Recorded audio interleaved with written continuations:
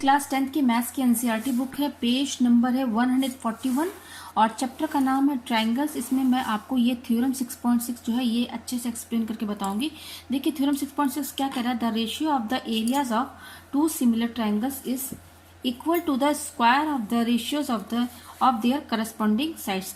ठीक है, इसमें ये कह रहा है कि अगर देखिए यहाँ थ्योरम में ये कह दिया है टू सिमिलर ट्रायंगल्स, कि अगर कोई दो ट्रायंगल सिमिलर है, दो ट्रायंगल अगर सिमिलर है तब इस केस में उन दोनों सिमिलर ट्रायंगल का एरियाज का रेशियो जो होगा वो दोनों सिमिलर ट्रायंगल के करस्पॉन्डिंग साइड के स्क्वायर के रेशियो के बराबर होगा। ठीक है, तो देखिए यहाँ पे मैं इसको अच्छे से एक्सप्लेन करके आपको बताती हूँ।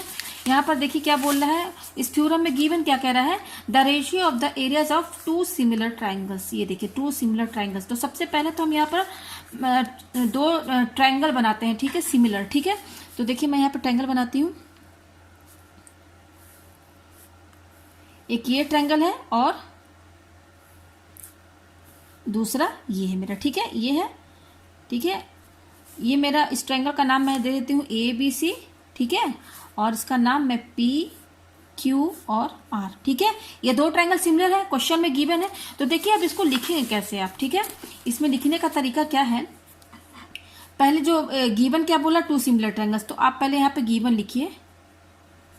जो दो ट्रायंगल आपके सिमिलर है वो पहला ट्रायंगल क्या है आपका ABC, तो यहाँ पे लिखिए triangle ABC similar to triangle PQR। ठीक है, ये PQR लिख दिए, क्यों, क्योंकि ये गिवन है, थ्योरम में ही कह रहा है, तो यहाँ पे ब्रैकेट में गिवन लिख दीजिए। ठीक है, अब क्या बोल रहा है, the ratio of the areas, मैंने यहाँ पे दो सिमिलर ट्रायंगल बना दिया है, गिवन लिख दिया है। अब यहाँ में प्रूफ क्या करना है, जो प्रूफ करना है वो हम यहाँ पर स्टेटमेंट के जरिए से लिख लेते हैं।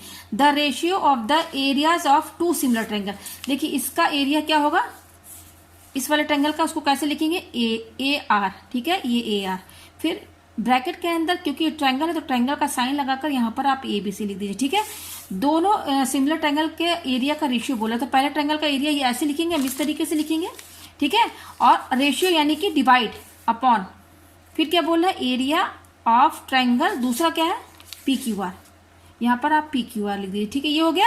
ये किसके बराबर है, कह रहा है R इक्वल, मतलब कि इन दोनों एरिया का रेशियो जो है किसके बराबर है, ratio of the squares of their corresponding sides. यानी कि आप सिमिलर जब प्रूफ करते थे ट्रायंगल तो क्या करते थे, करस्पॉन्डिंग साइड का रेशियो निकालते थे, तो यहाँ पर भी करस्पॉन्डिंग साइड का रेशियो पहले आप निकाल दीजिए। तो देखिए यहाँ पर इस ट्रायंगल के ये ट्रायंगल का जो AB है इसके करस्पॉन्डिंग क्या है PQ, तो आप यहाँ पर क्या लिखेंगे, AB अपॉन PQ। ठीक है, इक्वल टू PR, ये AC के करस्पॉन्डिंग क्या है PR, तो यहाँ पर आप क्या लिखेंगे, AC अपॉन PR। ठीक है, और ये BC के करस्पॉन्डिंग क्या है QR, तो BC अपॉन QR। ठीक है, इसी तरीके से आप लिखते थे जब भी कोई दो ट्रायंगल सिमिलर होता था तो आप करस्पॉन्डिंग साइड का रेशियो ऐसे ही लिखते थे, AB upon PQ equal to AC upon PR और BC अपॉन QR। तो ये तो करस्पॉन्डिंग साइड का रेशियो होता था, लेकिन अगर यहाँ पर क्या बोल रहा है कि इन्हीं करस्पॉन्डिंग साइड का स्क्वायर, यानी कि आप सब में स्क्वायर लगा दीजिए।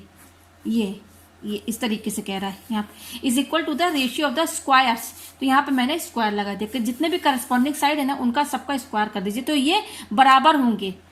ठीक है, ये थ्योरम हमें यहाँ पर प्रूफ करना है। ठीक है, तो देखिए इसको प्रूफ करने के लिए हमें क्या करना है, हमें ये प्रूफ करके दिखाना है। तो यहाँ पर देखिए क्या बोल रहा है, एरिया बोल रहा है ट्रायंगल, एरिया ऑफ ट्रायंगल, यहाँ से क्या समझ में आ रहा है, एरिया ऑफ ट्रायंगल। तो देखिए यहाँ पर हमारा एक ट्रायंगल बना हुआ है, तो एरिया ऑफ ट्रायंगल निकालने के लिए कौन सा फॉर्मूला यूज करते हैं, हाफ बेस इंटू हाइट। तो हाफ बेस इंटू हाइट हमें चाहिए, तो बेस तो दोनों में दिया हुआ BC और QR, और हमें यहाँ पर क्या करना पड़ेगा, हाइट चाहिए, हाइट की वैल्यू, तो हाइट के लिए हमें क्या करना पड़ेगा, परपेंडिकुलर ड्रॉ करना पड़ेगा। तो यहाँ पर एक परपेंडिकुलर हम ड्रॉ करते हैं। ठीक है, ये देखिए ये परपेंडिकुलर, ये परपेंडिकुलर, यही तो हाइट बताएगी ना हम ट्रायंगल की हाइट कैसे, यही ना बताएगा, तो एक परपेंडिकुलर हमें ड्रॉ करना पड़ेगा। तो इसका मैं नाम दे देती हूँ M, ये मेरा M है। ठीक है, M, और ये है मेरा N। ठीक है, तो हमने क्या क्या कंस्ट्रक्ट किया है इसमें वो हम यहाँ पर लिख लेते हैं। हमने जो यहाँ पर जो कंस्ट्रक्ट किया है वो क्या किया है, ड्रॉ AM परपेंडिकुलर, AM, ये हमने परपेंडिकुलर ड्रॉ किया किस पर, AM किस पर परपेंडिकुलर है, BC पर, तो AM परपेंडिकुलर BC लिखेंगे। ठीक है, AM परपेंडिकुलर BC, और हमने क्या किया इस वाले में, PN परपेंडिकुलर QR। ठीक है, हमने कर दिया यहाँ पर, क्योंकि हमें एरिया निकालना है, थ्योरम में बोल रहा है एरिया, तो उसके लिए हमें परपेंडिकुलर ड्रॉ करना पड़ेगा। तो यहाँ पर हमने परपेंडिकुलर ड्रॉ कर दिया। अब देखिए आगे क्या करना है। अब यहाँ पर हम क्या करेंगे, थ्योरम में क्या बोल रहा है, एरिया ऑफ सॉरी ये अभी छोड़ दीजिए आप। पहले क्या बोल रहा है कि गिवन है दोनों ट्रायंगल, ये दोनों ट्रायंगल जो है हमारा गिवन है, थ्योरम में ही कह दिया है।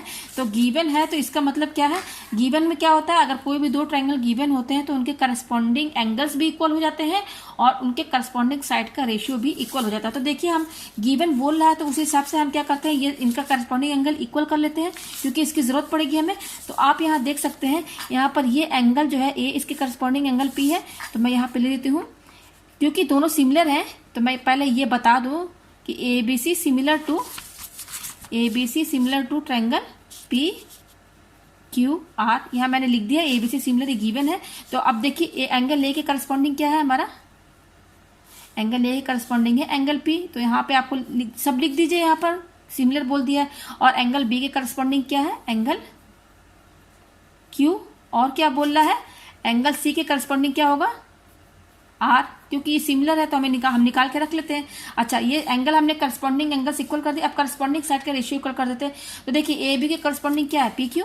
तो यहाँ पे लिख दीजिए A B upon P Q equal to A C के करस्पॉन्डिंग क्या है, पी आर। तो A C upon P R, ठीक है, ये लिख दिया। इक्वल टू बी सी के करस्पॉन्डिंग क्या है, क्यू आर। तो B C upon Q R, यहाँ पे हमने सब लिख दिया। इसको हम इक्वेशन फर्स्ट बोल देते हैं और मैं यहाँ पर इसको एक बॉक्स के अंदर कर देती हूँ, ठीक है। ये इक्वेशन फर्स्ट, ये सिमिलर है तो सिमिलर की जो प्रॉपर्टीज होगी वो हम यहाँ पे सब लिख देते हैं, ठीक है। अब देखिए क्या करना है, अब हम यहाँ पर ध्यान देंगे इन ट्रायंगल, यहाँ पर हम ध्यान देंगे in triangle A B M और in triangle P Q N, ठीक है। तो यहाँ पर निकाल लेते हैं, लिख लेते हैं in triangle A B M and triangle P Q N, ठीक है। हम इसमें ये ट्रायंगल ए बी एम और पी क्यू एन पे ध्यान देते हैं। अब इन दोनों को हम सिमिलर प्रूफ करेंगे, इस ट्रायंगल को और इस ट्रायंगल को। तो देखिए इन दोनों ट्रायंगल में एंगल बी जो है एंगल क्यू के बराबर है, ये तो गिवन है। ये देखिए यहाँ से इस वाले से इसको मैं इक्वेशन ए बोल देती हूँ, ठीक है। आप देख सकते हैं एंगल बी एंगल क्यू के बराबर है, यानी कि इस वाले ट्रायंगल में एंगल बी जो है एंगल क्यू के बराबर है। तो यहाँ पे हम लिख देते हैं angle B equal to angle Q. ये क्या है, फ्रॉम ए, और गिवन भी है क्योंकि सिमिलर था दोनों। ये बड़ा वाला ट्रायंगल जो दोनों था एबीसी और पीक्यू आर सिमिलर था, तो उसमें ये एंगल बराबर हो गया। तो ये चीज हमें मिल गई यहाँ से, ठीक है।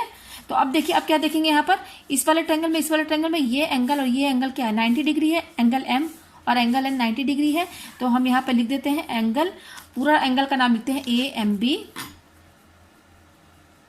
Equal to triangle P N Q. क्यों, ये 90 डिग्री है, ठीक है। ये तो क्योंकि परपेंडिकुलर ड्रॉन है तो 90 डिग्री है। तो यहाँ पे देख सकते हैं इस वाले ट्रायंगल में और इस वाले ट्रायंगल में, मैं किस ट्रायंगल की बात कर रही हूँ, ए बी एम और पी क्यू एन। इन दोनों ट्रायंगल में एंगल बी एंगल क्यू के बराबर है और ये एंगल बराबर है। तो जब दो एंगल इक्वल है दोनों ट्रायंगल में तो तीसरा वाला एंगल तो ऑटोमेटिक इक्वल हो जाएगा। तो यहाँ पर हम क्या लिखेंगे, बाई ए प्रॉपर्टी। यहाँ पर हम कौन सा साइड, इसको हम सिमिलर प्रूफ कर रहे हैं ना।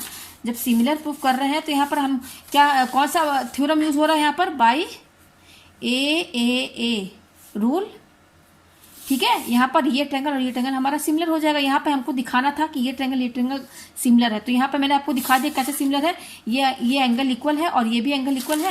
तो बाई ए ये triangle A B M similar to triangle P Q N similar हो गया। अब देखिए ये दोनों ट्रायंगल सिमिलर हो गए तो इनके करस्पॉन्डिंग साइड का रेशियो भी इक्वल हो जाएगा।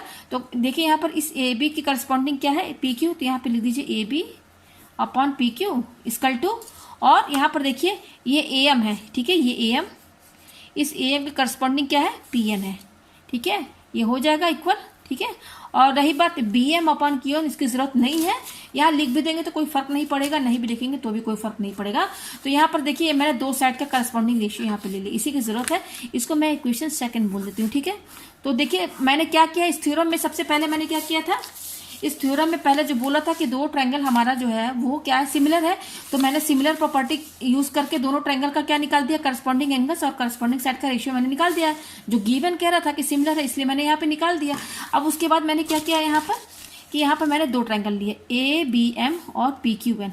तो मैंने यहाँ पर ये दोनों ट्रायंगल को, इन दोनों ट्रायंगल को मैंने यहाँ पर सिमिलर दिखाया है ना। ये सिमिलर हमें दिखाना पड़ेगा, तो सिमिलर दिखाने के लिए आप देख सकते हैं यहाँ पर मैंने क्या किया था, एंगल बी जो है एंगल क्यू के बराबर है, ये किससे? फ्रॉम ए, ये भी मैंने बता दिया कहाँ से आया है, और ये एंगल 90 है।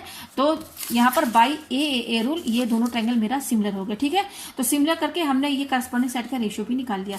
तो अब देखिए, अब इसके बाद क्या करना है, ये मैंने निकाल लिया। अब हमें निकालना है एरिया ऑफ ट्रायंगल ABC। ठीक है, क्योंकि थ्योरम में ये भी टर्म आ रहे हैं एरिया, और यहाँ पर भी देखिए आ रहा है, तो इसको निकालना है। तो मेरा यहाँ पर देखिए ये जो है डायग्राम जो दिया हुआ है, यहाँ से हम समझते हैं कैसे निकलेगा।